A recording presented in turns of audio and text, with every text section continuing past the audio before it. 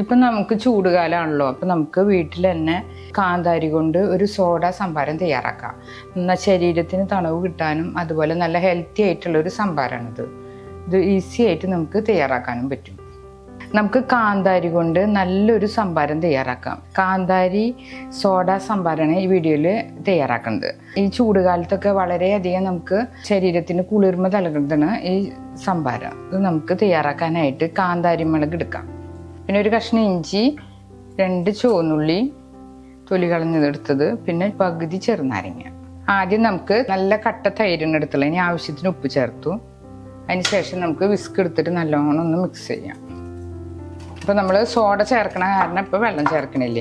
സാധാരണ സംഭാരം തയ്യാറാക്കണതെന്ന് വെച്ചാൽ നമുക്കിപ്പോൾ വെള്ളം ചേർത്തിട്ട് വേണം ഇങ്ങനെ ഒന്ന് വിസ്ക് കൊണ്ട് മോര് പോലെ ആക്കാനായിട്ട്. ഇനി ഇത് നമുക്കൊരു സൈഡിലേക്ക് മാറ്റി വയ്ക്കാം. അപ്പോൾ നമ്മൾ കാന്താരി മുളക് 5-10 എണ്ണം ഞെട്ട് കളഞ്ഞ് വെച്ചിട്ടുണ്ട്. ഇതൊക്കെ ഒന്ന് ചതച്ചെടുക്കാം. പിന്നെ നമ്മൾ ഇതിൽ മെയിനായിട്ട് ഒരു ഇൻഗ്രീഡിയൻറ്റ് ചേർക്കുന്നുണ്ട്, നാരകത്തിൻ്റെ ഇലയാണ്. അതിൻ്റെ ഒരു ഇല എടുത്താൽ മതി. നമുക്കിതിൽ അതും കൂടി ചതച്ച് ചേർത്ത് കഴിഞ്ഞാൽ ഇതിനൊരു നല്ലൊരു ടേസ്റ്റ് കിട്ടും. അതിന് വേണ്ടി ഒരു ഇലയാണ് പൊട്ടിച്ചെടുത്തുള്ളത്. അതും കൂടി നമുക്ക് ഈ ഒരു ചതക്കല്ലിൽ ചതച്ചെടുക്കാം. അതിന് വേണ്ടി നമ്മൾ ആദ്യം തന്നെ നമ്മുടെ കാന്താരി ഇട്ടുണ്ട്. അതിലേക്ക് നമ്മൾ ഇഞ്ചി ചേർക്കാം. അതുപോലെ ചുവന്നുള്ളി ഓപ്ഷനിലാണ്, ചെറിയ 2 ചുവന്നുള്ളി ഇട്ടുണ്ട്. പിന്നെ നമ്മുടെ നാരകത്തിൻ്റെ ലീഫ്,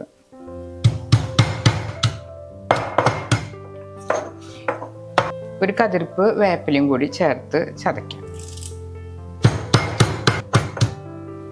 നല്ല എരിവുണ്ടാവും ഈ കാന്താരി. അപ്പം നമുക്കൊരു സ്പൂൺ എടുത്തിട്ട് സൈഡിലേക്ക് മിക്സ് ചെയ്യാം.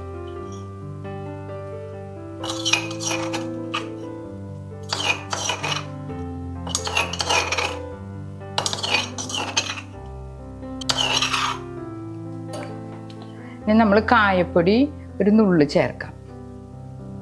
എന്നിട്ട് എല്ലാതും കൂടി ഒന്ന് നല്ലോണം ഒന്ന് മിക്സ് ചെയ്യാം. ഇനി നമുക്ക് നമ്മുടെ ഗ്ലാസ്സിൽ സെർവ് ചെയ്യാം. വളരെയധികം ശരീരത്തിന് തണവ് കിട്ടണതാണ് നമ്മുടെ കാന്താരി സോഡ സംഭാരം. ഒരു പകുതി ചെറുനാരയും കൂടി പിഴിയുണ്ട്. അതിൻ്റെ ഒരു നീര് കുരു മാറ്റിയിട്ട് ചേർക്കണം. ഇത് നമുക്ക് നല്ലോണം ഒന്ന് മിക്സ് ചെയ്ത് ഇനി ഗ്ലാസ്സിലേക്ക് ഒഴിക്കാം. നമുക്കൊരു കുപ്പി സോഡയും കൂടി വേണം. അപ്പം നമുക്കിത് ഒരേ ഗ്ലാസ്സിലേക്കായിട്ട് ഒഴിക്കാം. എന്നിട്ടൊന്ന് നമുക്ക് മിക്സ് ചെയ്യാം. അപ്പം നമ്മുടെ കാന്താരി സോഡ സംഭാരം തയ്യാറായിട്ടുണ്ട്. വളരെയധികം തണവ് കിട്ടണത്, നല്ലൊരു റിഫ്രഷ് കിട്ടണതാണ് ഇത്. നമുക്ക് ഈ ചൂടുകാലത്തൊക്കെ ഇത് ഈസി ആയിട്ട് തയ്യാറാക്കാം. വളരെയധികം നല്ലതാണ്.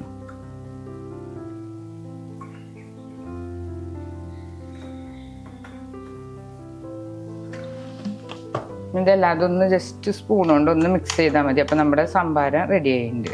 ഈ ചൂടുകാലത്ത് നല്ലൊരു ദാഹശമനിയാണിത്.